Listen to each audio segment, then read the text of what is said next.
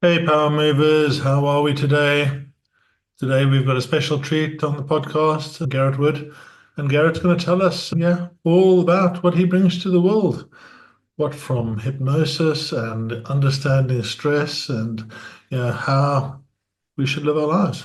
Welcome, Garrett. Thanks for having me here, Roy. I'm excited to be with you and your guest today. So Yeah. pretty cool. Okay. So let's go back a little bit. Just give us a bit of your history and a bit of the journey that brings you to where you are today.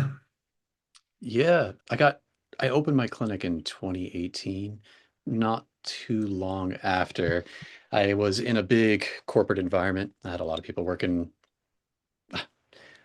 They always say here in the States that they work for you, but really you're working for them, right? And if you're doing it well, it pretty much feels the same way. But it was long hours, long days. We were open on the weekends, a hospitality industry, so there was a lot of work. We were always open essentially. And it was a great environment because you could see these little fun changes you can make with your team, your staff, these initiatives, and you would get feedback right away. So it was really nice to be able to see that. But it was stressful and it was a lot of work, a lot of hours. And even when I was home, I wasn't off because I was still thinking about what could we do better? What else could be happening? There's these little tips and tricks that we aren't quite implementing yet. What do we need to do to get through to so, and how do we work with X, Y, and Z? And what happens when they raise our budgets next year? How are we going to compete then? Right. And it was pretty stressful. And I didn't think I had the worst coping mechanisms. I ran, I lifted, I had loving, caring relationships around me. I thought I was pretty well off for most people, doing okay. And I would look around the company and I'm like, how is everybody else doing this? And there was always one person who'd been with the organization for 20 plus years. And they were always held up as like the paragon of this is what it means to be here and be successful. And it was when I was feeling my worst, it was after a decent enough month production wise, but I was out there just frustrated, overwhelmed, a little disappointed in how I was feeling, even though success was going well. And it was the next Monday I got notice that he had been let go from that organization. And then 2 weeks from there, I was in a meeting with his replacement. And it was in that meeting that we got word that he had decided that without his position, without his title, without giving so much of himself to that organization for the last 20 years, there wasn't much left over for him in his own personal life. And so we decided not to continue that existence anymore. And it was pretty shocking for us to be in that meeting, sitting there with his replacement after him being held up as the archetype of what it means to be successful in this organization and getting that news. And it was really devastating because we worked in health and wellness. We're here working with high performers, high achievers, trying to help them increase their health and well-being so they can continue to do that. And here we are on the other side struggling with our own health and well-being. And someone that was held up as this example was struggling even more than most of us. And so that was a really big eye opener for me about the effects of burnout and high performance culture and this incessant drive internally and externally, and how dangerous it can be for yourself, for the ones that you love and the ones that love you and care about you too. So it was a big eye opener for me. Well, that's such a thing. One of the things that really shocked me, having gone through a lot of that myself, and speaking really about entrepreneurs and speaking about the journey through solo entrepreneurship and starting to build your company and starting to go up, and yeah, the current statistics in the UK and probably worldwide are something like 70% of business owners are near burnout. Yeah, Yeah, and just unbelievable. let that sink in. Here's a subculture of the world that I hold in such high regard. Business Yeah, owners, entrepreneurs, we change the world, right? We yeah, literally change the world. We see a problem in the world that we go out there and we decide we can do something about it. And then we give our all to birth this baby of a company which should grow up and solve this problem. And in the meantime, we end up losing ourselves. absolutely. Yep, Yeah. absolutely. So your next steps out of that, what did that look like? It was really interesting, actually, just before all of that occurred, because of the stress I've been going through. There was a sleep study that we'd done where it showed that people that were getting better, higher quality sleep were actually seeing more results than the people that were waking up early to get their workouts in. They were getting more results than the people that were going in and getting all the healthy, fancy meal prep kits that we offered. They were actually better off. And we often think, oh, health and wellness, you got to go to the gym, you got to do your fitness, you got to eat right, you got to fuel your body. but really it was the people that were sleeping that were getting the most results, the most sustainable results. Yeah. That was interesting, and I was interested in that. My sleep wasn't great, but I didn't feel like I had the time to be able to devote to a full 8 hours, 9 hours, 10 hours, because that's where the upper limits were. 7 was where the minimum benefit started, 8, 9, 10, depending on how much physical activity and stress you were under. And what's really interesting is I was like, oh, I'm on 5 and 6. I'm nowhere even near this. Okay, maybe if I tackle that, the rest of these relationship issues, the stress issues, some of the aches and pains in my body will be a little bit easier to handle. Maybe I'll get more of the nutrients from my food. Who knows? But I wasn't ready to commit to 2 extra hours in bed. It just wasn't my style. It didn't sound exciting to me or interesting.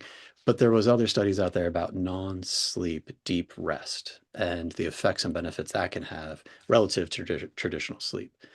And it seemed like the easiest way to get into that deep state of non-sleep deep rest was hypnotherapy or hypnosis. So I called up my local provider and looked on Yelp and scrolled through and found a couple different people, reached out to them all, and I was on the couch the next week. And it was an interesting experience. You close your eyes, they take you through a little journey, and you come back and you just stand up and you're like, all right, that was it. Okay. Because you'd seen all the movies and all the stories and all this woo kind of stuff. And I was expecting something more. So I felt like in that moment, I was a little disappointed or a little let down. But over the next few weeks and few months, my back pain did get better. My relationship was easier to handle. The numbers did improve at work and it was less effort for me. And then this curious thing happened. I noticed that my team was actually doing better. They were less stressed. They were showing up to meetings excited to be there instead of like begrudgingly getting through the day. And I realized, oh, wow, like that idea of like emotional contagion, like my own anxiousness, my own frustration showing up in myself, even if I'm trying to hold it down and be that stoic leader, white-knuckling through the day. I hope this works. We'll see. That was contagious. They could feel that, whether they talked about it, whether we acknowledged it or not, and we tried to. But even then, me being in a better state was actually more impactful for their emotional state than anything else I'd ever done. And that to me was like really just mind-blowing. That touches on something quite close to my own heart. For about 15 years, 12 to 15 years, I was on an hour and a half to 2 hours sleep a night. Oh boy. Yeah. Wow. And I was just powering through, working the hours, taking the clients out, Mm, building this company. And now I'm blessed to be able to do 8 hours a night and do it, yeah, at a 7 out of 10 kind of quality. nice. And it's one of the things I'm actually looking at increasing now. But yeah, just such an impactful thing, sleep, and one of the core components. Yeah. So you realized this and you decided I'm going to get out of the rat race and get into your own practice. But yeah, that was the hope. Get out of the rat race. I think a lot of people that leave a corporate environment, they're like, oh, I'll be my own boss. This will be great. But then your own boss, it's in your own mind all day, every day. It's not the spreadsheets anymore. It's not the paycheck Yeah, that you're, or the bonus structure, or whatever you're working for. It's there in your own. And if you don't see results, uh-oh, you have no one to blame but yourself. And when you're sleeping, there's no one else doing the work. You, I think, make that jump from being in an office environment or a work environment, getting a W-2 paycheck to something else, hoping it'll be better. And I think for a lot of us, including myself, I was definitely in this category. It was much worse, actually. It yeah, was much yeah. more unhealthy lifestyle-wise for a long time. Yeah. Yeah, I mean, I went from a £150,000 a year salary Yeah. to zero, thinking, okay, I'm just going to start my own IT company. And I'd done this, I'd built this company with the previous owner from £600,000 a year to 5, 6 million. I knew Yeah. the mechanisms, I knew the things that were required. And I thought, that's it. I'm just going to go out and it's going to be easy and I'm going to do it. And you know what?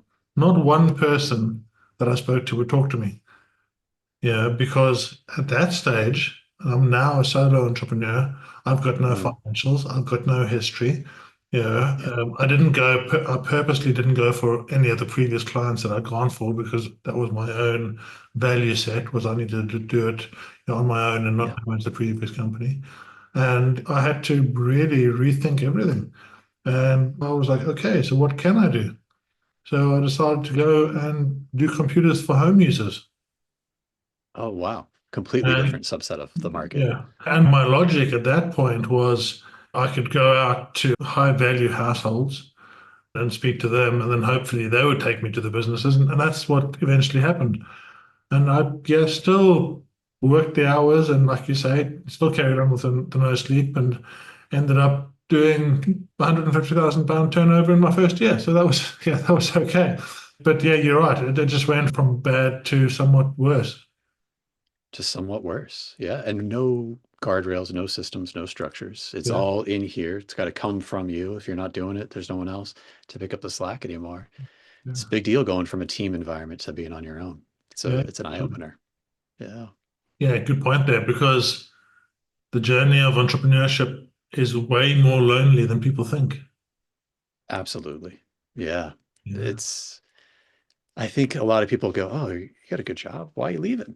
What are you doing? And then, there's some hope there, but hope's not a plan. So it's hard to communicate that. And if you don't have the plan, and how could you? And even if you have a plan, you're going to have to make a new plan and a new plan and a new plan. So it's really hard to communicate that to people in a way that I think most people understand. And I don't think it's something you can actually really get people to see unless they have their own version of that in themselves. I remember when I opened the clinic, I didn't make the announcement on LinkedIn because I have two dads and both of them are pretty business kind of guys and both of them are on there. So I didn't actually want them to know I left this job because when we would meet up for holidays and things, we would sit there and we would talk business. That was how we related with each other. And I was actually afraid to lose some of that because it's how we connected. But I was more afraid that they were going to question me. Like, what Yeah. are you doing? How you're crazy. What do you have a nice job? You got a nice salary. You got a growth trajectory. What are you doing? Yeah. Throwing that all away. And so eventually I changed it. I had to. That's a good marketing strategy. I have your LinkedIn be reflective of who you are, I'm Yeah, sure, right? right. And Yeah, they both ended up reaching out to me on the same day and one after another within 5 minutes of each other, yeah, which was pretty wild. They don't know that because they don't communicate, but I had a very similar conversation with each of them. Both of them said, I had an opportunity to go out with a partner, a friend. They invited me, they went and did their own thing. And I said, no. I said, I got a family, I got responsibilities. I don't know if I can go from this like paycheck to who knows what. And I didn't have the courage to do it then. And part of me still wonders and wishes I knew what that could have looked like. And they're like, so I'm glad you get to. I'm curious to see how it goes for you. And part of me felt like that they were betting that it wasn't going to work out. I was going to go back to the corporate shop and then they'd be vindicated in their experience that they chose. But another bigger part of them I know really does want me to continue to be successful. So it was pretty interesting. yeah, amazing that. I random another story on regret. I was 19 years old. I had an argument. It was August 4th, 91, was it? I had an argument with my then girlfriend, who I later married. And yeah, being full of testosterone and all those things, I decided to just leave. So I left and I hitchhiked Mm. away from home in South Africa, and ended up on the motorway hitchhiking, and yeah, heard a noise behind me, turned around and got hit by a drunken driver. Oh, Hit me. I went through this car, went through the front windscreen, went around, flipped into the road. And it was one of the best things that could have happened to me. And yeah, mm. randomly to say that, but I was laying there in the middle of this motorway with cars zipping past me, thinking that I was dead, in all sorts of pain. I was still awake. And the only thing I regretted was the things I hadn't done. I Mm. didn't regret anything I had done. I just regretted those things I hadn't done. And it changed me at that young age. It changed me to go out and do the things. I've skydived. I've done 2,500 skydived. I freedived. I paraglide. I get into glacial lagoons. I do. Yeah, if I see something I want to do, I do it. And that was very much the same mindset that I used to get into the business space. And Yeah, yeah, and I totally relate to what you're saying. Yeah, those people that are thinking about doing it, sometimes it's a big step. Yeah, well, it all the is. time it's a big step. I've spoken to a few people that have stumbled into it and carried on, but that's very much the 5%, not the 95%. So good job for doing it, and good job for actually taking that big step. And yeah, so yeah, what was the next piece of the equation? I think one thing that made it easy to make that step for me was knowing that if I needed to, I'm sure I could go back. I'm sure, hey, if I say goodbye today, 5 years from now, would you be happy to have me back? And I felt like the organization I worked at would have said yes to that. And so it made it much easier to be like, okay, we'll see. We'll see. Maybe I won't see you again. Maybe I'll see you again. We'll see how this goes. And so I do think there's some privilege in knowing how to set yourself up to, when you're doing something risky, something scary, something new, something different, not just to go for it, but to set yourself up to where it feels safe enough to fail, where you can put some guardrails and some boundaries, some support. So that way it's safe enough for you to calm your nervous system down to a point where you can take big risks Yeah. and not have it overwhelm you. Because when you're out there and you're going to be doing some solo entrepreneurship, when you're going to be on your own, no one else to turn to, you'd be able to have some sense of safety that you can access just to be able to get through that next step, that next day, the next problem, the next challenge. So the more of that you can have, the better, I would argue. But Yeah, yeah, isn't it quite strange how you make the big paycheck, right? And you're so busy pushing all the time, you seem to spend that big paycheck much more willy-nilly. I ended up making a lot of money and having spent a lot of money and not having the gear. I should have had a couple of 100,000 in the bank, and I just didn't. It was just yeah, gone. I look back at that stage and I still wonder where it went.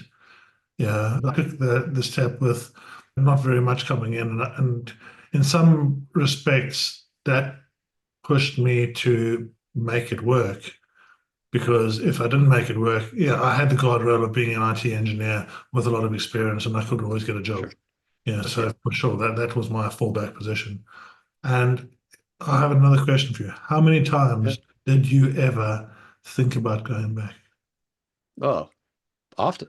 Every week I'd be like, okay, that was a rough week. Are you still, is this experiment still interesting? Are you still gathering enough data? And there were some times where it was like really enticing, where the grass did seem much greener over there, but it was never green enough to really make me want to go back. Yeah, maybe I'm pig-headed, maybe I'm a little stubborn, maybe too much for my own good and my own health at sometimes, for sure. But it's also something that's led me to be able to do things and make connections and look at things differently than other people. And yes, there's like a vice that can come with that intensity, and there's also a virtue. And so trying to find that mean, depending on how much sleep and how much food and how rested you are that day, depends on how well you can kind of balance between those two. Yeah, I think I had a conversation with one of my clients earlier today, and we got deep into the thought of freedom. Yeah, and I'm so blessed at the moment that I can live a life that I love. I'm so blessed that I can, like we just spoke before, and I just got back from Egypt. Yeah. And next week Yeah. we go to France, and then the week after that we go to the States, and February we go to Mexico, and yeah, that's just I'm so grateful for that blessing. Yeah, Yeah. and I'm also looking at it and saying that's what I created. Yeah, Absolutely. sometimes it's yeah Freedom. that feels like I shouldn't really say that because it sounds like I'm being braggy or stuff. But this is the one big draw I think for entrepreneurs is they initially see the potential of freedom. Yeah, and then they go into it and they lose that freedom. Yeah, how do you keep that freedom? How do you actually, well, what are you doing in your space to make sure that you don't lose sight of that? Yeah. I remember the first time open doors doing the thing, but midday I went for a walk, right? And I was in Southern California in Long Beach where my clinic in downtown is there. And there's a marina there. And I got out of the office, went and grabbed a coffee and just walked around the marina. Beautiful, gorgeous day, blue sunny sky. It's really hard to appreciate good weather in Southern California because it's always like that. So you're just, Well, it's more about your Come to state. London. Come to Yeah. London. You'll appreciate the good weather way more. But if it's always like that, you don't walk outside and Yeah, go, oh, it's a nice day. You walk outside and go, oh, it's a day. And the difference between your appreciation of if it's a day or not is how you're feeling in that moment. And so it's not so transformational when you just walk out and you're like, oh, I got off the plane. Look at it's gorgeous. The sun is shining. I must be in a good mood. It's like that every day. So you take it for granted and you are the one bringing that energy, that excitement, that enthusiasm, that awe, gratitude, appreciation. And I remember walking around that marina thinking at the beginning of that walk, what did I do? This is tough. I don't know if it's going to work. Feeling a little anxious about bills and overhead and everything that's going on. And who am I to say that this is a thing that's worth? And by the end of the walk, I was like, man, pretty excited to be able to do this. Middle of the day on a Tuesday out here on a walk, gorgeous weather. Look at this. People are smiling. Toffee's great. And I get to go back and do this thing that I'm passionate about and share it with people in a way that they can't find it elsewhere. yeah, yeah. And I don't know if it was the walk that changed me or the availability to do that, or, but I do think that the freedom, the ability to recognize that you have that agency is a big part of what draws entrepreneurs in. Agency over your work and anything you do. If you're in a corporate setting and you're told how you have to do your job, you're going to be resentful of how you do the work. It doesn't matter how much they pay you to do it. It doesn't matter how much you enjoy the work. Yeah. So I do think that drive for agency is higher for entrepreneurs, just in their physiological makeup there, their personality, their temperament. And so if they don't get access to that, they're going to be in trouble. It's going to be miserable. Yeah. Yeah. So yeah, just talk a little bit about how your clinic journey has gone and what you do and how you do it. Yeah. It's gone by open doors. People would come in with little body aches and pains and symptoms and complaints, and we would work on it. We teach them how to go through and do some manual therapy stuff to intervene on it. But as we're doing that, we're talking about what else is going on. How long has this been going on? When did it start? And there's a story that kind of goes along with that. And eventually that story leads a place away from the body into the mental emotional. Yeah. And I think a lot of people think of pain as like a physical experience, and it is. There you feel it. It's my wrist hurts or my shoulder or my hips or my groin. But the idea about pain is really interesting to me because you have a bunch of sensory receptors in your body. You got slap, tickle, poke, itch, vibration, deep pressure, light pressure. And so hot, cold, you can feel all those things, but there's no pain receptor in your body. So pain is like an output from the brain. It's something in your body going, hey, this isn't right. I don't like this. We need to pay attention to something that's happening right now. And it's creating that signal from your brain to that area in your body. And sometimes you go there and there's nothing there. There's just nothing there. It's something going on in the perception of what's happening. And so I think it's actually easier to think about pain as an emotion instead of like a physical sensation. Because if we think about it that way, it opens up a lot more doors. We're not looking at like cartilage. We're not just looking at joints and tissues. We're not just looking at muscle skeletal things. We're talking about how you show up, how you move, how it feels to move, why you're doing it, what are the emotions you're bringing behind it. With a lot of overachiever and driven people, there's this concept of paying their dues. I ran my 5 miles at my fast pace, so now I can go have my beer or whatever it is that they're cheat, right? I paid my dues, so now I can do this. And in both of those symptoms, they're pushing themselves and beating themselves up. They're not being very nice to themselves. It's done in a pursuit of being a good Catholic, I think, is like kind of an idea that I think about with that, because it's like penitence for being a sinner. And this idea that like they're earning their sin back and like retribution that way. But a lot of that feels like it's driven by shame, which is a really powerful emotion. And if you're driven by shame and everything you do carries that shame along with it, sometimes your outcomes, these achievements, don't really land emotionally. And then you have to go back for even more and even more. And nothing quite satisfies the way that you would hope it to do that. And eventually your body's going to throw up that pain signal and tell you, hey, you need to slow down. We need to look at this. And we can get sidetracked. We can look in the ankle, we can look in the shoulder, and sometimes it's there and we can treat it. And then sometimes we need to go somewhere else to find out how to treat that. And so that was pretty interesting pretty quickly in my clinic. We got there pretty quick with the people that walked in the door, which was pretty surprising to me and to them, to be honest. So, It's a hero's journey, isn't it? You think you're doing one thing, but actually you're ending up doing an entirely different thing. And this has been a journey like this for me, and the coaching journey, the business coaching journey. My outcome was going to be, I'm going to come in, I'm going to help these business owners do this thing. yeah, And now, almost without fail, you can get the information for business coaching wherever, in terms of the AI now, whatever it looks like. sure. We're human, we're human. And sometimes we need to analyze and understand the why of it. Yeah. What is that emotional block that means that I don't get up in the morning and do my morning routine? So what can you do to step over that? What is it that, okay, so I want to go and earn all this money and do all this thing. Why can't I get there? What's blocking me from that? And so Yeah, often it comes back down to that thing. yeah, Here is an emotional block. Here is a pain point that we've dealt with in the past that we haven't not analyzed, but haven't accepted, haven't worked through.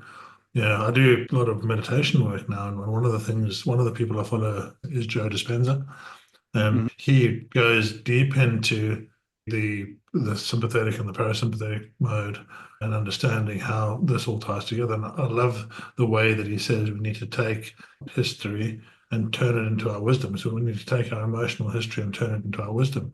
And once we can take that lesson and say, okay, yeah, that's why I'm feeling pain there, yeah, Yeah, and really go back into the depths of that, then you can say, ah, I've learned that lesson. I've stepped away from it. Yeah, absolutely. yeah, Yeah. It's bringing that conscious wisdom that you have now to that emotional pain story where you didn't have that wisdom, you didn't have those yeah. resources, that safety, and it overwhelmed you, right? But you made a Mm, belief, you made a judgment about yourself, others, in the world. And we operate off of that. It's a predictive, our brain is a predictive machine. It's there to make sure to keep us safe as best as it can based upon what it's done before. And so we're bringing those painful past learnings into the moment to protect us from experiencing them again. But we grow and change. Our favorite toys and clothes from when we were 5 do not fit us now. And some of those same beliefs we made about ourselves and the world is different. We're different, right? The people we're surrounded by are completely different than when we were 5, 8, and 10. And so sometimes when we take those old beliefs to this new environment, this new part of ourselves, there's that mismatch. And we know that consciously. We're like, I know that this is true, but this feels more true to me. And I yeah. can't quite, how do we make both of these fit together now moving forward? And it's not easy to do. Changing beliefs, your own beliefs, it's hard to do. It's hard to do. And let's go to the world right now, right? Yeah. What Yeah. a place we're living in. What a unique opportunity to live through this era. We're at an inflection point. We're at a change point.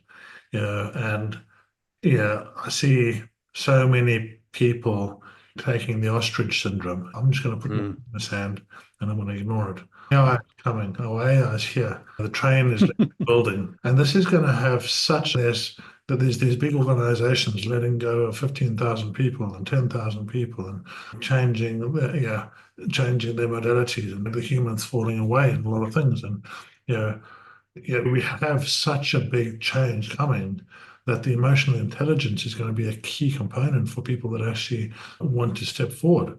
Where do you see the world going in the next 2 years? Because for me, I used to pride myself in the ability to look forward 5 years and see where I would be, where the economy would be. I can't even see 6 months forward now. No, I really can't. What do you make of that in terms of where people are going to be? I love that you're like, I used to pride myself on this idea of being able to see and make predictions about the future and then be able to position myself relative to that future to be okay. And that makes sense. I think that's a viable strategy. It seemed to have worked for you for a long time. And I do think we're in this rapid change spurt, right? Like change happens really quickly in moments in ourselves. You mentioned like hitchhiking, and then all of a sudden this incident happened, and all of a sudden you were a completely different person. And that lesson you learned has carried you forward in that moment. It's a moment of change right then and there. But big social movements, society changes the same way in those moments. They talk about the printing press. People used to like transcribe, like you used to have to like carve knowledge into like tablets. That's a lot of effort. If I had to carve every word I ever said, I'd probably say very few words ever. Yeah. And then you get the printing press and it's, oh, okay, it's just a lever. Great, let's move on to the next one. And it did change the world. And I think in some ways that's led to where we are now. And now we have another version of that printing press coming out. And what's that going to change? Oof. I there's so many thoughts and ideas. Which one would I bet on? Which outcome would I place my weight on and move myself to that one? I don't know if that is the task, like the success strategy moving forward. I think a better one, to your point, might be to be how adaptable can I be? How can I encourage that adaptability in myself? That people talk about IQ, talk about emotional intelligence, but maybe there's another type of intelligence. Like how adaptable can I create myself to be so that whatever the future does bring, I can be ready and confident and calm and prepared and aware and do my best in that moment to whatever it brings. I'm ready enough for it, right? There's no perfect, there's no whatever. But if you can know that you'll be ready enough for whatever it does bring, and that if it does bring something that you're not prepared for, you know how to change in that moment so you can respond instead of just reacting. I do think it makes it a lot easier if you have access to that, to not have to put your head in the sand, to not be that ostrich, because then it doesn't matter what it brings. You can be there and face it as it comes. But if you don't have that, you're not updatable. You can't update your firmware, your operating system.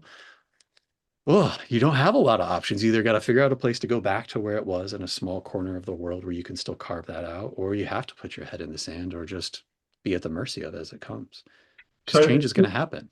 your work, working with the deep subconscious, working with these hidden kind of pains and stresses, Yeah. what tricks and tips could you give people to foster this new age change philosophy? Yeah. So this idea of metacognition, which is the fancy term for thinking about how you think, is a pretty demonstrable skill that some people have. It's one of our executive functions, right? So working memory, being able to think about two conflicting ideas at once is another version of that. But metacognition, where we think about how we think and we can step back from it and be like, oh, what do I do when I believe this thing? How do I create that belief? Or what led me to believe that? Okay, what story do I tell about that? Okay, which elements of that can I play with? That is a type of skill that some people have. Another version of that is like thinking about how other people think. So I can sit here and be like, okay, I'm thinking that Roy is thinking this about what I'm thinking. It's like that Rochambeau. Are you going to throw a paper? Okay, then I'm going to throw a rock. But does he know that I'm going to throw rocks and now he's going to throw scissors? Okay, so then I have to throw, or whatever the game is. It's like that scene from The Princess Bride with the poison cups in front of each other, right? But the idea behind having access to that in your own system to do all of that work, but not in your own mind, but like out there in the world, journaling is actually a really powerful tool. If I asked you to do your taxes in your head, you'd be like, why would I do that? That's first off, it's not doable actually. And even if I could do that mental math and hold all those different numbers in my mind for the whole thing, and then write out the bottom, if I make a mistake, I have to do the whole process over again from scratch. That's exhausting. I'm never going to do that. Taxes are tough enough for people to want to do, let alone if you made them do it in their head. I think the reason why a lot of people are putting their head in the sand and doing the ostrich syndrome is because they're trying to do that in their head. They're trying to analyze all of their own beliefs, emotions, and everything in their head. They're not using like an accountant. They're not using a partner, coach. They're not using a therapist, and they're not writing it down.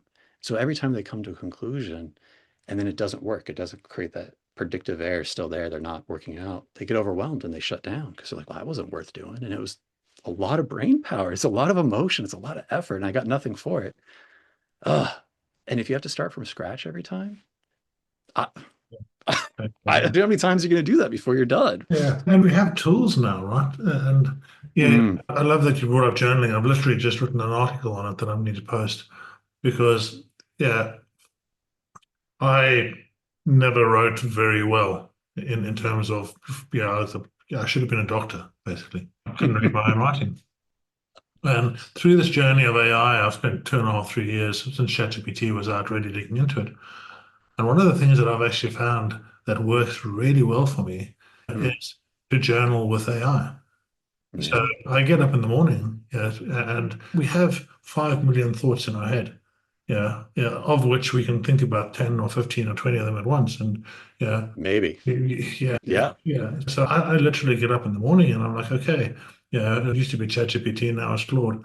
Yeah, okay, so I'm just going to do a brain dump now. I'm going to brain dump. Yeah, and with this, yeah, it's going to be a stream of consciousness. Yeah, I'm just going to put it down. After that, I'm going to ask you to organize it for me in accordance with some of my goals.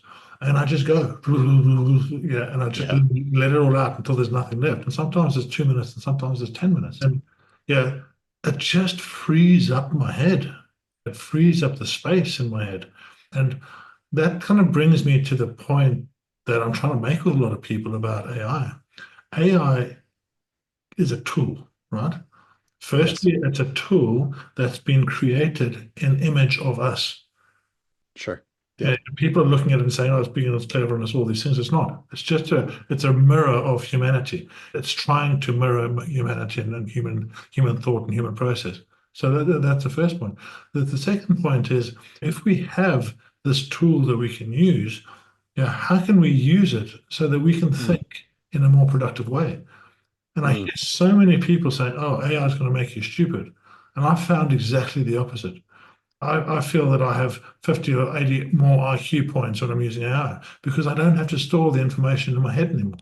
I just have to know that there's a point where the information is. And so long as I can articulate and communicate the problem correctly, I can then find the solution. And this is an era we've never been in. We've never had this open access to every bit of information in the world.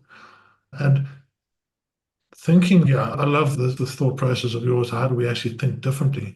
You're Yep. thinking differently and using the tools at my availability to do that, for me, has been so powerful. I've done, in the last 6 months, I've done 6 years worth of work. Yeah. Yeah. Yeah. Because you're able to actually get it down out of your mind somewhere and then actually have it be accessible. If you can't read your own handwriting, you're like, what? Getting lost in the grammar and the form. Is that a Q or a R? Yeah. Yeah. Now you're sidetracked. You're not focusing on the content. You're focusing on the Yeah. form that it showed up in. And so you're getting stuck on the sidelines here by your own, whatever it may be. And I do think that when calculators came out, we're afraid that, oh, we're going to lose our ability to calculate things. No, we can do greater calculations. We can do 30-year high interest mortgage rates versus this payment versus Yeah. that versus what's going on. You can do that by hand, and it might be helpful to make it easier to do on a computer if you've learned how to do it by hand. But once you've learned how to do it by hand, you're never, and you've learned how to use the calculator to do it, you can always go back if you need to. So I do think some of the fear about it making us dumber or lowering our ability is if we don't learn the skill of like critical thinking first, how to, like you said, challenge your own ideas. Those have been around forever. Philosophers have been doing that in Western philosophy for a very long time. That hasn't changed. What's changed is your ability to interact quickly in a format and get summaries and conclusions and reach in and pull other ideas and put it in there. You can now go find all the studies in 10, 15 minutes with a little search that would have taken you 2 or 3 weeks in a library in college 20 years ago. I don't know if we're getting better answers or if we're just getting the same answers quicker. That depends on that wisdom and that piece of being able to decide what's good, what's shaky, what's questionable. But that's always been a part of like the human fallibility is like the more Yeah. we know, the more we know we don't know. And so the harder it is to find really good answers. But maybe we can use these tools to get better, more specific answers sooner, quicker. So Yeah. it's just a tool.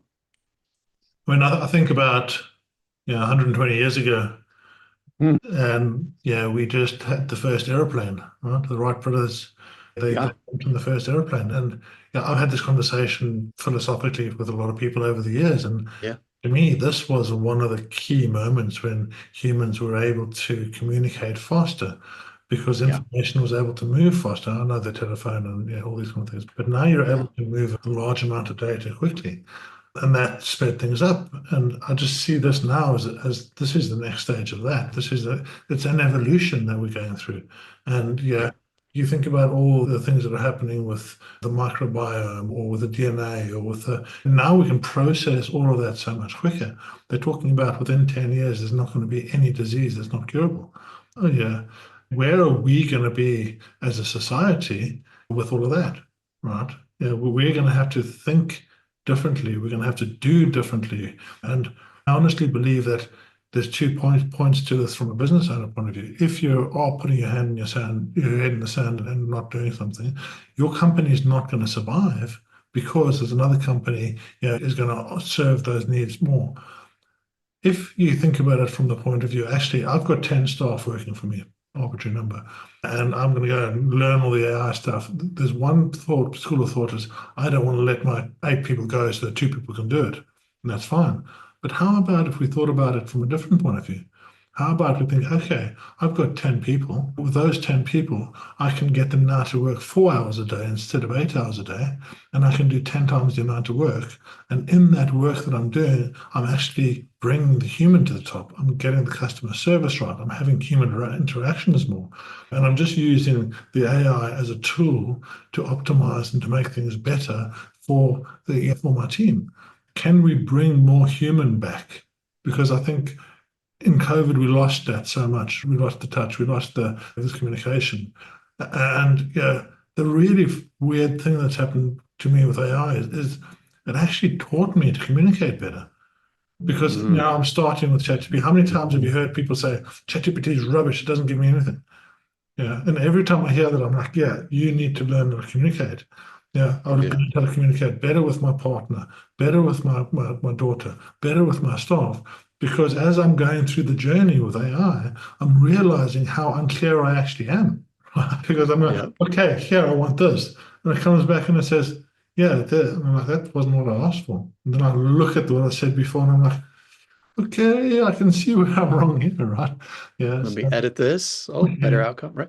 That yeah, feedback loop is tighter, which makes it easier to, the more yeah, feedback you get, the easier it is to update that. And I yeah. do think that's where the Western philosophers lost the plot a little bit because they have this idea of thinking in a vacuum, of this pure reasoning.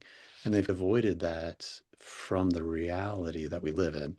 And when you do that, you don't get clear feedback. You get this voided response. But in Go your, into that a bit, go into that a bit deeper. yeah, so if we think of reason historically in philosophy, there's this idea of separating reason from emotion, reason from the body. And a lot of it comes down to what separates us from other animals is that we have this capacity, godlike capacity for pure analytical reasoning. And the more we lean into the pure reasoning ability of it, the more godlike we are, the less animalistic we are, the better we will be. And there's this like almost hero worship of that ideal. And it does some really interesting things because it prioritizes that reasoning over everything else. And then we lose this human element. We lose this empathy. And they've done some studies. There's a neuroscientist, Antonio Damasio, where he found a couple of individuals that had parts of their brain damaged. He did not damage them. They were damaged. And he's studying them. And they can't actually feel emotions in the same way you or I or most people feel them. And so we asked them questions. Hey, do you want to come in on Tuesday or Thursday? And these people only have access to analytical reasoning, right? No feelings, no emotions, no Right. empathy, Yeah. and they can't come to a satisfactory conclusion. They're like, on Tuesday, there's traffic. On Thursday, there's less traffic, but it's street sweeping. So if I lose my parking spot, and they just do that for hours and they can never come to an actual conclusion. And so there's this example that pure analytical reasoning is actually useless if we don't combine it with that human, emotional, empathetic feeling. In a lot of our society, we separate those two things really far apart and we value one over the other at the expense of the other, even. And so when you talk about it would be great if we could offsource some of this analytical, pure reasoning based upon very communicated, precise instructions to AI through these business processes, that it frees us all up to be more human with other humans. Yeah. And I think that gives us a like hopeful message for AI for some of the doomsayers out there about it. But Yeah. a lot of times with organizations, you see them using AI to replace human interaction at the point of sales of like customer service. You have an angry customer because your product didn't do what it said it did. And when they reach out for support, they're getting that chatbot. Or it used to be the like pre-recorded messages, and you're just like on the phone, dial zero for a person. And then you get a person that actually is a real person, but they don't have any power to help you answer your solution. They don't have any authority from the organization to help you. And there's other organizations, I think Marriott or Hyatt, one of those. They used to give it didn't matter if you're a bellhop, did not matter if you're a valet person, it did not matter if you're a front desk staff. You didn't have to be a manager to have a managerial authority. They had a budget where they could reimburse customers Yeah, for it was customer thousand satisfaction. thousand dollars each. So they, I think Yeah, Marriott had $1,000 per person that they could just do whatever that for customer service. for customer service. They empowered a human to be a human and Yeah, gave them the authority and their own authority over that to be able to do what's best for that customer. And that's what created the brand of like actually being customer service. I think it's a powerful model. And when we bring that empathy in and we empower people and create that authority for them to be able to be in a position to be human with another human, yeah, we can get the best of it from both of those things. Because machines can emulate empathy, but they can't actually experience it because they don't have the body that we have. They can think this is maybe what a human would say and why they would say it, but they can't feel that. And so if we don't have a place where there's someone with empathy and control and pulling those levers and making those outcomes, yeah. it could be a dangerous environment. But if we're using it not just dollars and cents, but we have that person there that's thinking about those people and what they can do with that and how they can use that to help other people.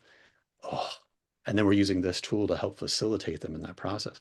It definitely makes it a future that's more exciting for me to live in, at least. Yeah, and yeah, who will? Yeah, who knows, right? Who knows where we go and how we get there? Yeah, again, yeah, I used to be able to see into the future. I can't anymore. And That's cool. That's It is cool. cool. We're in such an awesome stage and also awesome kind of evolution. Yeah. So I think, yeah, as we go through the next couple of months and the next couple of years, we're really going to get into a lot of this. And I just wanted to touch on another piece that I value so highly, and that's how do you look after you? I had a detailed conversation with one of my dear clients this morning who is really struggling with how she shows up for herself. And we worked through, yeah, I won't work with somebody unless they first of all get some time in their day to work on themselves. Right? Yeah. Because I see a disconnect in business owners so often between my own wellness and my own health and their profit. And they're so totally connected, right? If you can be in the right energy space, and I get up in the morning, I have 100% energy. If I'm thinking about yesterday, I give 30% to yesterday. If I'm thinking about tomorrow, I give 30% tomorrow. And now I've only got 40% left for today. But if I can get up and clear my mind, and I do that through my breath work, through meditation, through cold exposure, whatever it is, Yeah. and then show up in the moment, in the present, and not worrying about tomorrow, then I can actually do something with the day. How do you manage your own day so that you bring that energy in? You're one of the calmest and most energetically, yeah, stable people I've seen on here. So you've got to have some secrets. Yeah. I've crossed that line so many times. I know exactly where it is. I can feel it show up right away, and I know what I need to do to get it back there. And it's all through trial and error because everybody's a little bit different of what works for them, right? Yeah, 100%. Some people have some sensory differences. The lawnmower outside or the trash truck is really disconcerting to them. It's so distracting because they can't tune it out that they can't stay focused. That 30 or 40% you're talking about, 30% in the back, whatever in the future, and they have the leftovers. But then it's slowly being leached away by these different distractions going. And then some people, you put them in a soundproof room and they would go insane. They would be so anxious and stressed in that environment. And so managing that gap of knowing what your nervous system needs to Yeah, be able to be as present as you can be is really powerful. And then the other idea is giving your body what it needs to be present. Snickers has that campaign, "You're not you when you're hungry." We all have had that emotional experience of being hangry before where we're not able to be present because our bodily needs are not met. Super important. I remember when I was first writing things, I'd get to the end of the writing and I'd read through it and I'd be like, this is terrible. This is the worst piece of crap I've, and then I look at the clock and I'm like, it's been 4 hours. Oh, my blood sugar's crashed. Oh, maybe this isn't crap. Maybe I'm feeling like crap. Maybe that like blood sugar withdrawal, that drop is actually affecting the way I'm experiencing the world around me. And I just happen to be reading this. So you go get a bar, you get a like little food in you, maybe get a little walk going, you go back and you read it, and you're like, oh, it's not terrible. Let me edit some stuff. Okay, it's a little better now, right? Hopefully. Otherwise, you got to scrap it all, start over. They're not all great yeah, ideas. But those are just the basic building blocks to be able to then be able to get the most from that meditation, from that breath work, from that presence. A lot of people think they have to go be that man on the mountain, but that man on the mountain doesn't have family. He doesn't have 10 people reporting to him. He doesn't have spreadsheets that he has to worry about. He gets to just be there worrying about that, right? I don't know if looking to him as the exemplar is the best idea because I don't know if he could maintain that quality of presence in the environment that the rest of us have to live with every day with the trash truck, with all that stuff going on. So the practices, the skill that person has developed, the dedication to that is great, but we can't leave it on the mountain. We got to bring it in day to day, like you're talking about. And so whatever you need to do to be able to prioritize that. And if you start going, okay, I can't prioritize 2 minutes. There's too many other things that are more important than that 2 minutes, then that's where you have to start. What are the feelings that show up when you try to prioritize those 2 minutes and it doesn't feel comfy? Is it shame? Is it blame? Is it guilt? Is it fear? Is it like an insecurity? What is that? Because that's the real obstacle. And if we can address that, maybe we get 10 minutes, maybe we get 20 minutes, maybe we get 2 hours, maybe we can get 2 weeks free diving in the Great Barrier Reef. Who knows, right? But without that 2 minutes and then dealing with the emotions that show up when you're even thinking about taking that time to yourself, if that is so overwhelming, oh, well, that's where we got to start. awesome, awesome. Do you have a practice that you do? So, yeah, I do a couple different things. So, some of it's breath work, right? There's a bunch of different types. I'm sure you could share much more about that topic than I could, but I like it. It's very powerful for me. And we talked about feedback. So I wear the Aura ring, which gives me some like real-time feedback about how my heart rate variability is performing relative to some of those practices. So I can get really geeky about which one works for me the best in that moment and that emotion and what the feeling is. But I also enjoy somatic tools. So being able to use your own touch and like giving that into your nervous system, because when you're applying your sensory nerves on your skin with your hands, with attention, with some breath, you're getting all of your attention focused in on this thing. You can get a pretty dramatic response from your brain in that parasympathetic nervous system. And one of my favorite tools for that is you clench your fist, clench your jaw, hold your diaphragm in nice and tight, and you contract your pelvic floor, your anterior and your posterior, and then you let it all go. And you do that a few times. If it's a mild distressor, maybe 5 times works. If it's an ongoing argument that you're in a dialogue with someone and it's not going your way, maybe it's 10 or 15 times you have to do that just to be able to get back down into a neutral enough place. Because if we're dysregulated, we can't reason. We can't relate with someone else. Our empathy turns off. Our ability to think creatively just goes to crap. And we're not a great version of ourselves. And I Yeah. think the ancient philosophers are talking about reason. They were like, yeah, if we're overwhelmed, we're an animal reacting, like we're not a good version of ourselves. You said it well earlier on in the conversation where, you know, when you're in a good place and you walk into a room, suddenly everybody else is nicer, right? You know, I They have are. the full control of my entire environment. And I end up having arguments with the people around me because I'm saying, I'm responsible for everything. And they're like, no, it's not your fault. No, how I show up, dictates how I see things, how I feel Yeah. things, and then how people react to me. Right? Yeah. Yeah. It can be a vicious or a virtuous cycle for sure. And there's only so much you can control. So you got to look for the things you can to be able to create that space, to have that freedom to play as much as you can. Yeah. Yeah. So where do you see yourself, your company, your practice going? Yeah. How's that looking going forward? It's going well. Yeah, I'm excited to share more of it because there's this idea, and we talked a lot about it with entrepreneurs, with business people, this idea that success comes from sacrifice at the expense of your well-being. But like you're talking about with your client today, if you don't take care of yourself, everything else is just an extension of that. So I actually truly believe that sustainable success is built through your well-being, not at its expense. Yeah. And I think of burnout's a good example of that. If we're trying so hard, doing so much, not caring for ourselves, letting it all the alarms are going off and we're just putting on headphones, putting our head in the sand and ignoring them so we can get through the next day, we're going to break. And there's only so many times we can break before we can't get back up from that. So then all your hopes, wishes, and dreams, they get dashed by the wayside too. Yeah. Yeah. Amazing. Amazing. Yeah. Thank you very much for joining me. And I want you to come up with, one bit of advice for my guests. What's one thing that you'd ask people to do or suggest people do to really get back in touch with themselves? And yeah. Yeah, I've my one of my favorite quotes, it's silly, is brains are for having ideas, not keeping them. Right. So your journaling practice where you're having all of these thoughts and you do the brain dump and then you come back and go, okay, which one of these do I want to play with today? Hey, if you're getting overwhelmed, you can't see straight, you don't know what's going on, you find yourself stuck in the past or thinking about the future, maybe it's time to squeeze that brain out and see what's left over, give yourself some more capacity. I love it. I love that. And Garrett, how do people get hold of you if they want to? I'll obviously put some contact details below on the podcast and the various places. But yeah, just what's the best way to get hold of you? Yeah, if they want to be professional, they can follow me on LinkedIn, Garrett Wood, Gnosis Therapy. If they want to go and read the blog or show up on the website or reach out directly, that's Gnosis Therapy. Or if they're on social for Instagram, they can follow me there at Gnosis Therapy as well. Well, Magic. Well, thanks very much for being on here. It's been a great conversation. Really loved having you on. It was super fun for me too. Thanks for having me, Roy.